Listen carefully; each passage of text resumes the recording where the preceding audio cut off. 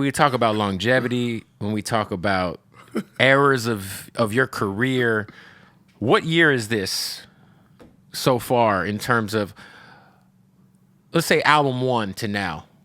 So what do you mean? What year in your career are we in? I know. Like, if we go back to the Sway days and so for me, for Strange Music it's 25 years. Okay.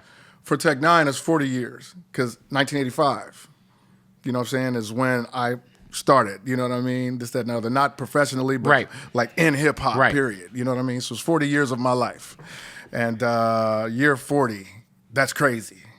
25 years for Strange Music. That's crazy. That's crazy. That's crazy. Yeah, because even before Strange, it was, what was the was Midwest Side? No, I'm thinking was Angelic was on Strange, right? Yeah, Angelic was Strange. You know what I'm saying? And The Calm Before the Storm was Midwest Side, and then with Midwest Side, I got signed with Quincy Jones. Yep. You know what I'm saying? In '97. You know what I mean? So, those records never came out, though. Yeah. So my first record to come out, major album to come out was Angelic, but Midwest Side was the first label in Kansas City with Diamond and Don Juan that put out The Calm Before the Storm, The Worst 2K, stuff like that, and Celsius. It's so crazy to think that that's how long it's been, bro. Because I remember first finding your shit. Like, my cousin Austin put me onto your shit. And what was the song that they were working the radio off Angelic? Angelic, It's Alive. Yeah. You know what I'm saying? It's crazy too, man, because like you've survived so many different like waves of music, like and even just like your own shit. Like I think it was a 2018 or 19 was the first time I'd ever seen you on stage without Chris Calico. Oh yeah.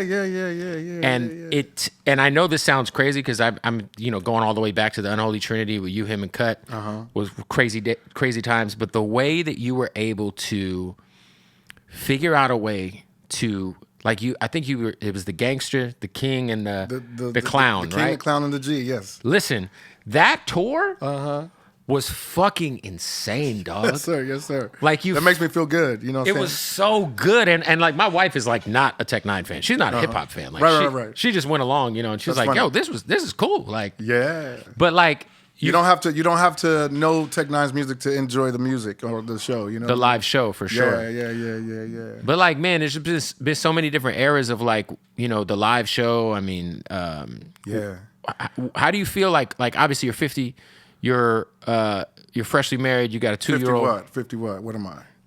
Well, you're over 50, right? Oh yeah. Yeah, well, I don't want to. Yeah, I don't give a fuck about that. Yeah.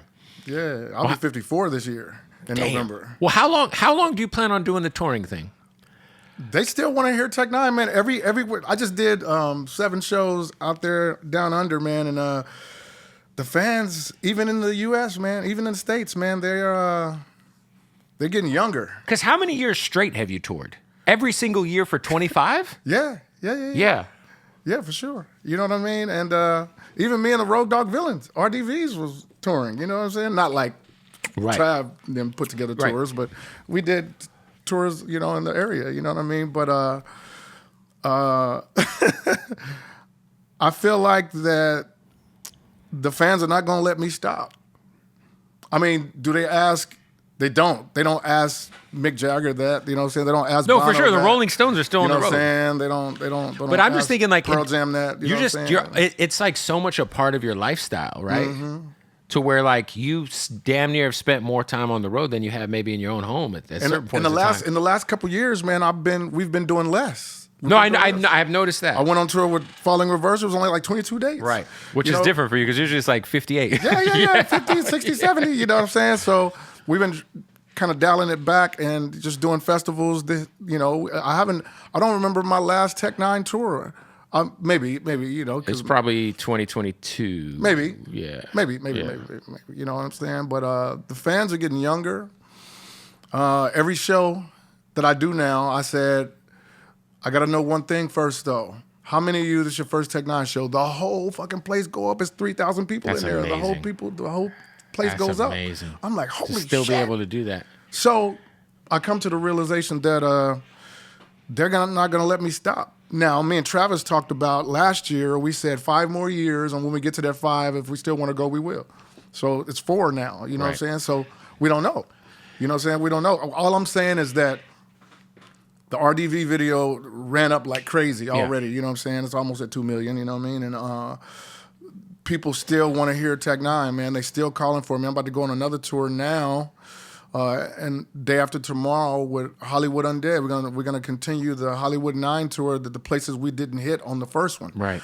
And now we're gonna go all the way over to Canada and give it to them as well. You know what I mean? So it's gonna be more young people that want to see N9ne, man. Do you remember? Because when I say you're the greatest hip hop live performer, in my opinion, you're my favorite. I mean, I've probably seen you in concert like 50 times at this point. Yeah. But I think you're the GOAT on stage. Do you remember when you really felt like you had dialed in that element of what you do? Because I remember the first time I ever saw you in concert was probably in 08. 07 or 08. Yeah. It was on the Bone Cottonmouth King shit. Or was it, no, was it Bone ICP Cottonmouth King's That was N9ne? 03. That was 03. Damn, that was the Wicked Wonka tour. Yes. So I saw you then. Yeah. And that was super early. But I think the first time I saw you like headlining some shit was probably like 07, 08. Yeah. After Everybody's 06. So, but so much like there's so much to your live show, and it's evolved over the years over and over. But do you remember kind of like you gained fans just because they saw you and they were like, yo, this is crazy. I gotta go to the music. Like, when did you have that dialed in like all the way, you feel like? Me, Cut, Grant, and Chris, and Travis, we would rent out a ballet conservatory or something, and we would go over steps for Angelic, you know what I'm saying, before we went on tour. I knew back then, bro. Yeah. You know what I'm saying? That we was locked in and we was doing stuff that people wasn't doing on stage. I knew back then that us as a team in uniform, not just in plain clothes, signifies togetherness.